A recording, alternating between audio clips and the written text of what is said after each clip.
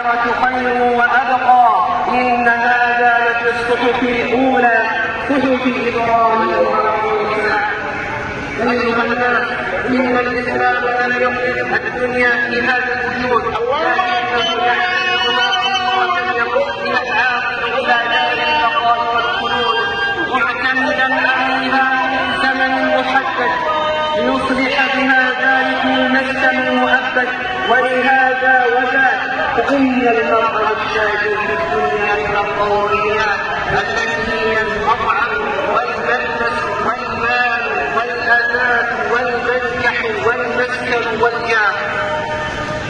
وعن سهل بن سعد الساعدي رضي الله عنه قال: جاء رجل إلى النبي صلى الله عليه وسلم فقال: يا رسول الله، دلني على عمل إذا عملته أحبني الله وأحبني الناس. فقال رسول الله صلى الله عليه وسلم: ازهد في الدنيا يحبك الله، وازهد فيما في أيدي الناس يحبك الناس. رواه ابن ماجه.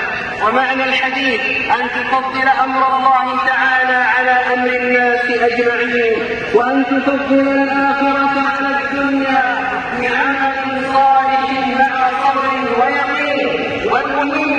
والمهم أن تكون الدنيا في يدك لا في قلبك، وأن تملكها ولا تملكك.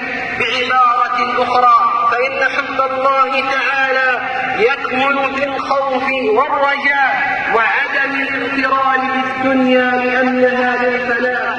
وإن حب الناس والولاء عن الدنيا من الأشياء وترك الحقد والعداوة والبغضاء. وكيف يفوز المتقي بهذين الحبين الجميلين وهو قد فضل الآخرة على الدنيا، مشتغلا بالحلال راضيا بما قسم الله له، فاستحق الإكرام والإجلال.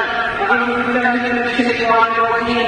قل متاع الدنيا قليل والآخرة خير لمن اتقى ولا تظلمون فتيلا.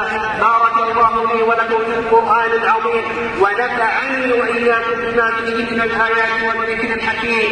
قلت ما سمعتم وأستغفر الله العظيم لي ولكم ولسائر المسلمين من كل ذنب فاستغفروه إنه هو الغفور الرحيم.